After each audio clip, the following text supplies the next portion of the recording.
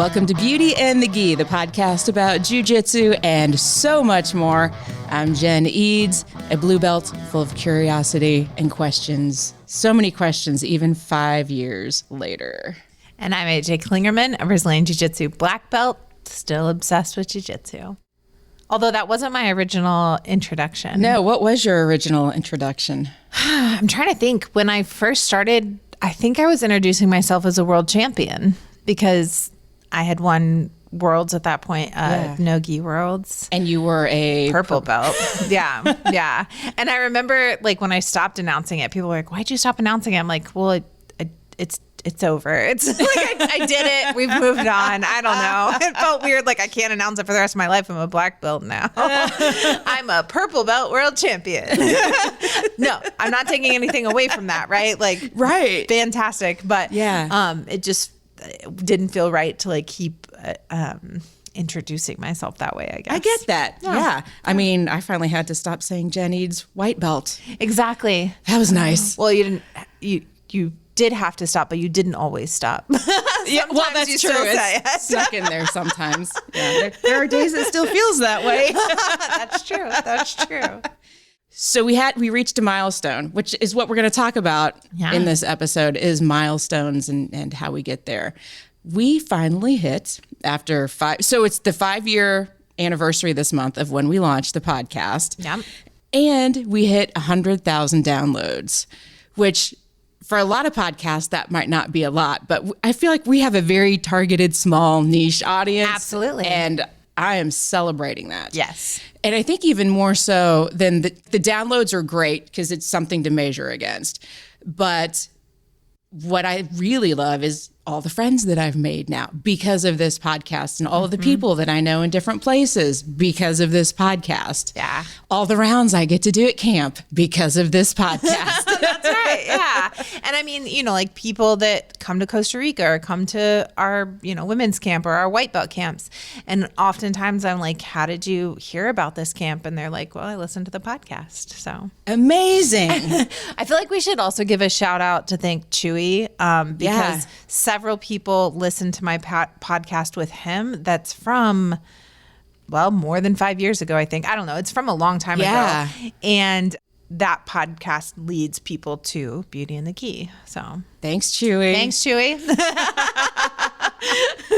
And I was just a guest on a podcast. I saw that. How did you not tell me about that? I thought I did. No, you sure didn't. Oh. Tell me about it. It's the Jiu-Jitsu Lou podcast. So go check it out. She's in the UK. Nice. And we talked about jiu-jitsu and all sorts of fun stuff. Nice. That's so it was fun. Great. Yeah, I just happened to see it. I think I was like falling asleep and it was like I saw it on Instagram and I was like, how did I not know about that? And I was like, I got to check that out tomorrow. Then I fell asleep, so I have to remember. I have to remember to check that out. Yeah, I got to share it some more. Yeah. She made really good clips. I was like, oh, I should really be doing more of that for our podcast. Like, gotta up our game. I know. Always. I think that one thing that I get complimented on a lot, and I, of course, always just say, oh, that's all Jen, is how good we sound from the beginning. We have the benefit of you being an amazing professional podcaster. So our sound is good from the start. And like I have people, my mom's cousin that I'd never met before. I met her at a funeral and she's like, I've been listening to your podcast. Oh she my does gosh. not do jiu-jitsu. She's like, I just feel like I know you. She kind of like fangirled a little. And I was like, this is so weird. Like, yeah. But she's like, it just sounds so good from the beginning. And I was like, you got to skip ahead, girl. Things have changed. Yeah. You hear those podcasts and you think you know me, but that is things have changed. We'll talk about some of those today. Well, let's talk about what's changed with you in the past 5 years. Well, I am now a blue belt, and I feel like not much has changed. I've just continued to show up. Yeah. And sometimes I feel like, oh, yeah, I can feel progress. I do feel progress. But there are still days that good feeling of progress goes and hides out somewhere. But today was a good day. Yes. Yeah. I think that's another good reason to record yourself in class sometimes. Like, record you drilling, record you rolling. Like, if you could go back and watch yourself rolling from 5 years ago, Cringe. you'd be amazed. You'd be like, oh my gosh, I have improved so much. You know, like you'd really see that there is a big difference. Yeah. Rissa and I do that a lot because like we used to come in, you know, for hours and just train, and we go back and look at it and we're like, we thought we were decent at jujitsu then, but we look rough. Like, or you watch old competition footage and you're like, oh my God. Yeah. But that's just part of it, right? You just keep improving. So even what was good for you then can get better. Mm-hmm. I think that's so true for everything, at least everything that I do. Yeah. Where I can go back and look at or listen to old podcast episodes. I made a video this week for my YouTube channel. I'm changing my process up and trying new things. And I watched it and I was like, ugh, just so annoyed. Yeah. But it's like, but it's good enough that it's going to get out there into the world, because it's worse than like not putting it out would be worse. Yep. So yeah, I'm going to show up and put it out there and see what happens. Yeah. This is why, like, as a business coach, I preach good is good enough, right? Right, yeah. It's better to get the video out there than wait for it to be perfect on your computer. Nobody's seeing it, waiting. And I think the same thing is true with jiu-jitsu. People think they have to get in shape first, or they have to, you know, whatever, do this with your, you know, like be flexible first, or whatever that is, get their cardio up. It's so many different things that people say like, well, I need to do this before I can do that. But that's not true. You just get in and you start doing it, and bit by bit, you start getting better. Yeah. And you may not even realize you're getting better until like maybe somebody brand new comes in and you're like, oh, I used to be where you are. And now like maybe I know some jiu-jitsu. Yeah. And maybe I have some cardio, and maybe I am a little bit stronger. Yeah. I'm so glad I really didn't know what I was signing up for when I started. Yeah, I guess me too. Because I don't, like, life would be so different without you. It would be, wouldn't it? Yeah. My life would feel very, I don't know what I would do. Yeah, you're like, what did I do with my life before jiu-jitsu? Yeah. I played more music probably, but that's okay. Yeah. At least you can still play music. Now I have a nice balance. It's funny. So you sent us a text the other day, and I just saw, like, you know, when you get your purple belt, you want this. And I expected it to be a rash guard. I open it up, and it's this beautiful sparkly guitar. That's purple. I just was like, oh, that makes sense. This is how we mark milestones. We buy guitars. Purple sparkly. Oh, it's beautiful. That glorious day. Yes. Yeah. I mean, you got to have something picked out. Absolutely. Yeah. Something to look forward to. Oh, you thought it was going to be a rash guard. I just, you know, like that's that the would make normal sense. message I would get. Like, hey, this is the rash guard I want when I get it. Nope. It makes sense. Yeah. I already have a black sparkly guitar, so I'm going to have to figure out something different for that day. Yeah. Yeah. Well, you have a little time to think about it. I got a little time. Yeah. What are you going to do when you get your brown belt? Wah, wah. A gold sparkly guitar. Oh. I tried to really embrace gold as a brown belt. I like that. Just as like, well, it's kind of brown, but with sparkles. Okay. All right. Made me feel better. Brown sparkles, gold sparkles. Yeah. Yeah. A nice little tobacco burst. Ew. That sounds weird, but okay. It sounds weird, but it's beautiful. Okay. It's lovely. All right. Okay. It goes from like a dark brown to a gold. Oh. All right. See? Yeah. Okay. I'm glad we've solved that problem thank today. goodness. I wouldn't want to get stuck because I didn't know what guitar I wanted when I got to brown. Don't want that to hold me back. Right. That'd be really sad. So sad. I do think it's important to celebrate wins. I do too. Like, it's something that I think in general we forget to do. We're always like, okay, this is the next big goal. This is the next thing I'm working towards. And we forget to take a moment and celebrate those wins, whether it's a stripe or 100,000 downloads or, 5 years of doing the podcast. So many things that are worth celebrating that we just let pass us by. And I think life, is a lot more pleasant when we take the time to celebrate. Oh, yeah. And then you're not just always like, what's next, what's next, what's next. Mm-hmm. You feel more accomplished when you actually take the time to celebrate your accomplishments. And it's fun. It is. So much fun. Makes life better. I think so. Yeah. Well, and one of the things, to get to 100,000 downloads, I feel that's a lot like the whole jiu-jitsu journey. How did we get 100,000? We kept showing up. Yeah. That was really the big thing. It's consistency and showing up and having a plan. Not that we've had a plan for every episode, but sometimes we sit down and wing it. It's fine. Yeah. Or sometimes I get in a cranky mood because something happens during class and then we get to talk about it. It's great. Too. Yeah. Yeah. I feel grateful that nothing came up in class to aid in our content creation for this episode. I'm calling that a win. Yeah. We'll celebrate that. We'll celebrate it. Yep. By just sit down and hang out and update everybody podcast. Yeah. What has changed for you in 5 years? I honestly, not much. Okay, a lot.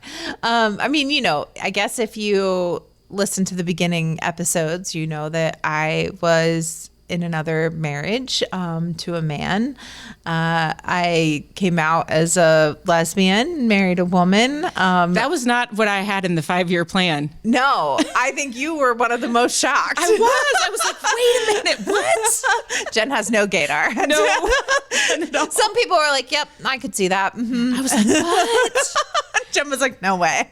I had to text you back for clarification. Yes, you did. I think you called me immediately. I think you're like, excuse me, what? I had run a gym for 22 years and had to, give up the name of that gym, which was fine. It was hard at the time, particularly my clothing.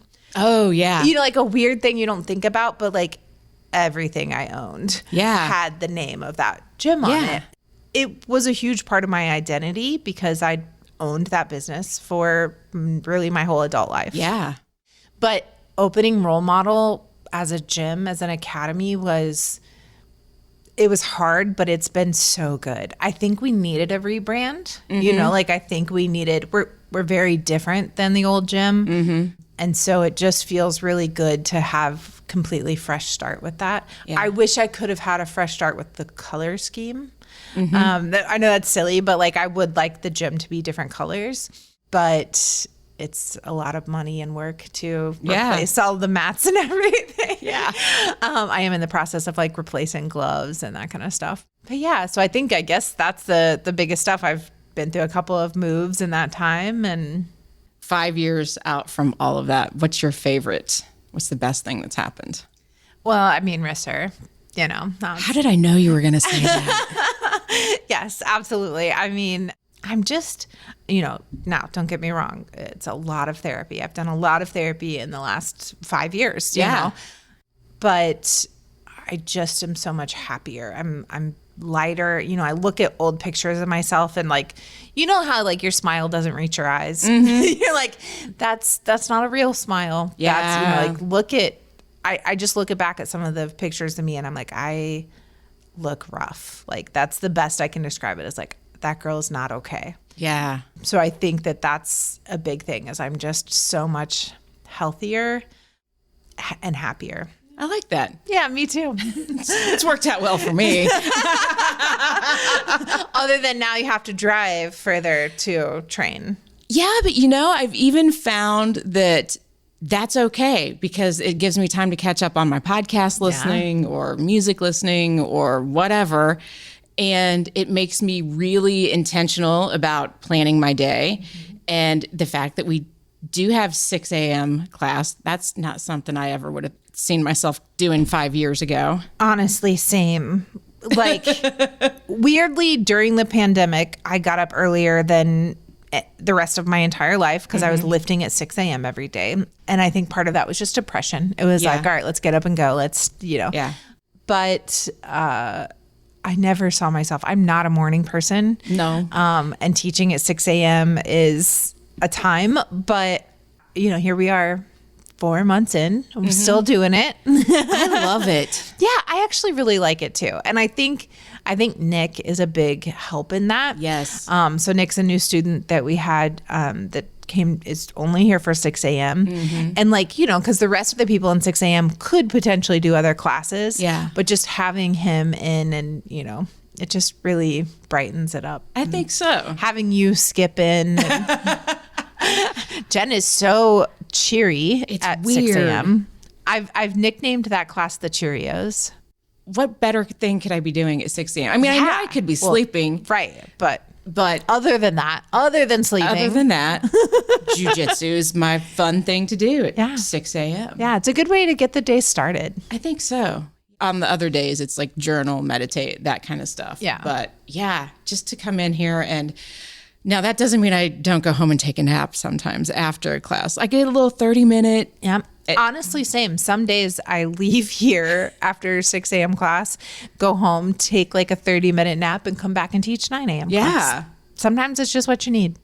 I think the sun being out is going to help me stop Immensely. doing that though. Like I think I'll be able to. But like when you leave here at 7, it's still dark. It's like, you know, I could go back to bed. Yeah. Yeah. Have there been any other major changes? I mean, obviously, I was a purple belt when we started. So Yeah. brown and black belt, I'm under a different team, which kind of came along with the divorce. Yeah. But that's what put me under Rachel. And Rachel's really been with me most of my journey. And if you're new to the podcast, Rachel Casillas, my coach. And, you know, we did an episode with her two episodes ago. Yeah. Yeah, so go back and check that out. But yeah, so being under her, which like I said, we've been friends forever. She's known me since I was a white belt. So she was the right person to have as my coach. So I think so. Yeah. I'm very pleased with that decision. Right? Yeah, they're great. I love Ray and Rachel. Were the trips like Costa Rica on your radar? How long have you been doing that? 3 years. So we've done 3 trips to Costa Rica. And no, not really.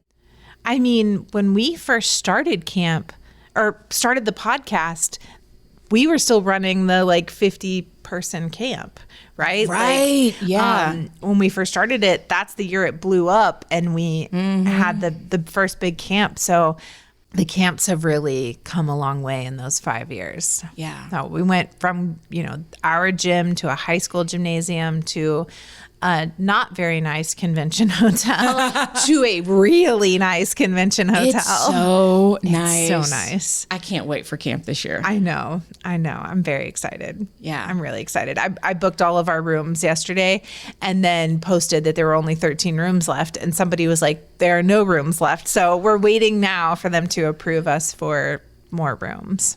That's incredible. Yeah. Did you ever envision that it would get this big? I don't know. Part of me is a crazy person, you know, like, and I like to go to other types of conferences and watch conferences on TV and stuff and take little things that I like from them or like, oh, we could do that.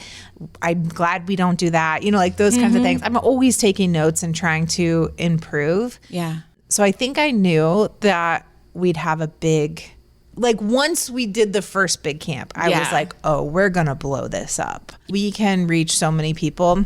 And now there are a lot of women's camps and some with very large numbers. But I still think we have the rash guards that say not your competition, right?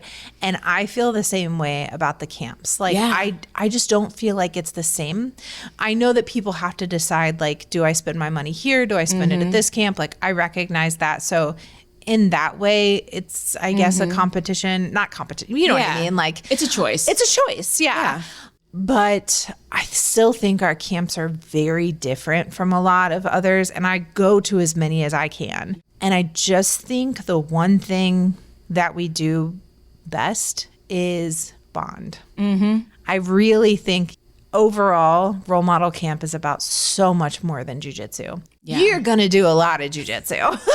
I do now. Yeah. But I think it's about so much more than that. Yeah. That, you know, like we've brought in big names. Absolutely.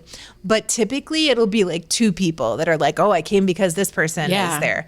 Most people come because they're like, I want to be a part of this. Yeah.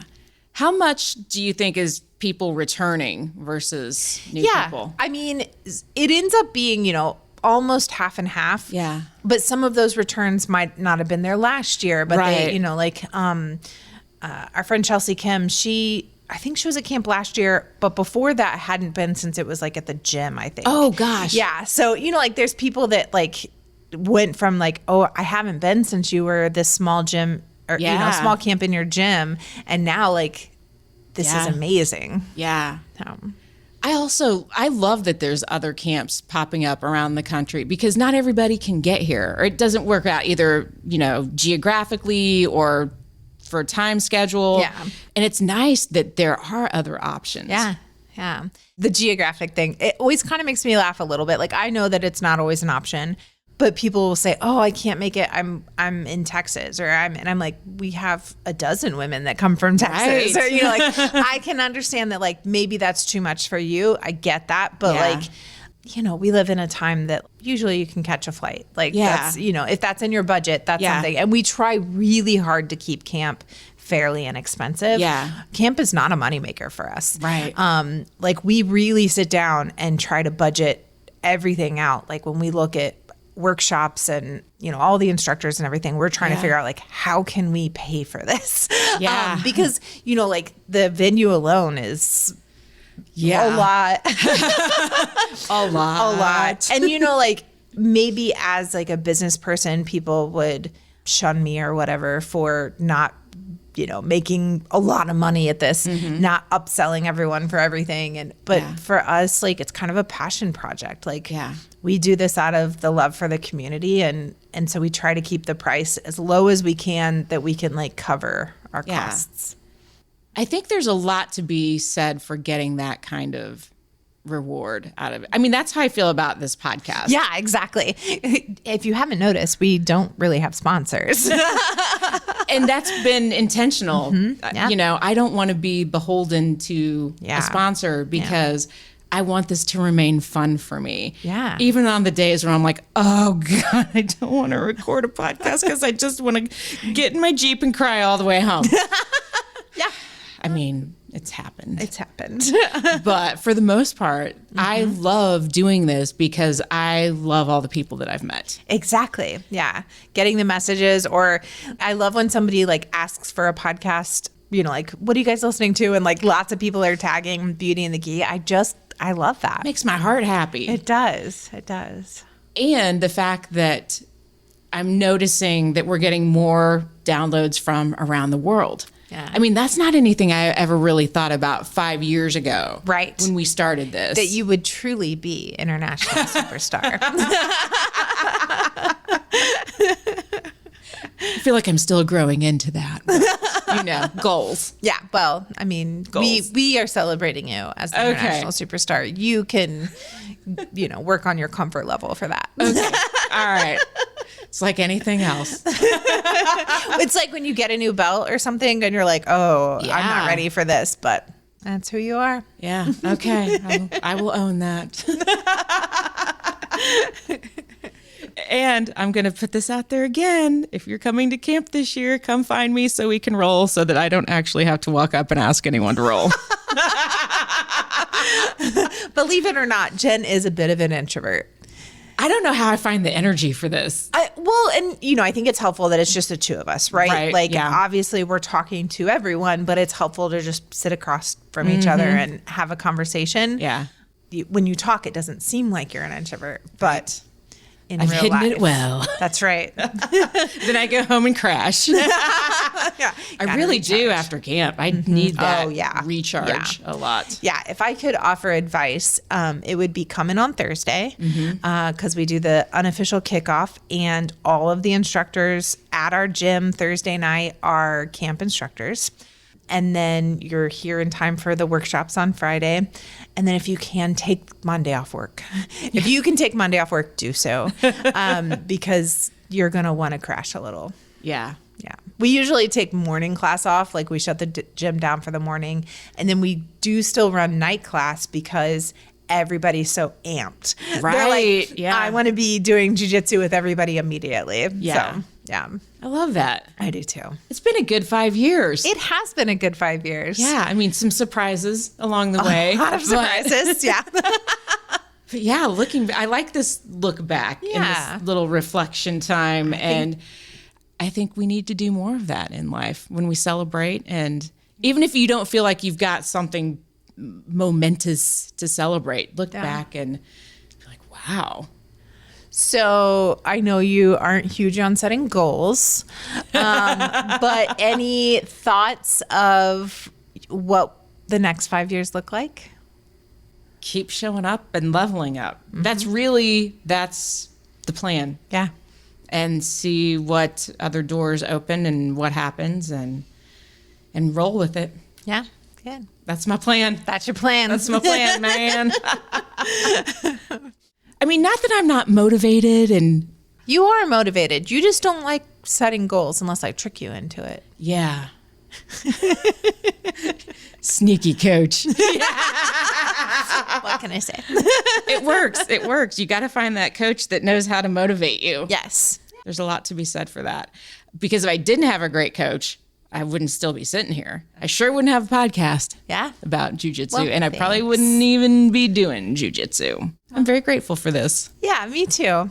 Like I said, I can't imagine my life without you. Yeah, it would be weird. It'd be so weird. Happy 5 years and 100,000 downloads. Happy 5 years and 100,000 downloads. All right, friends, if you want to follow our shenanigans on and off the mat, we're hanging out on Instagram at Beauty in the Gi Podcast, and I'm also there at Brassy Broad Jen. And I'm AJ Klingerman everywhere you go, except TikTok, if TikTok's still around by the podcast comes out, where I'm roll_model. Send us a DM. Let us know what questions you have, what you thought about the episode, and we will see you on the mat. Beauty in the Gi is a production of the Brassy Broadcasting Company. And brought to you by Role Model Grappling.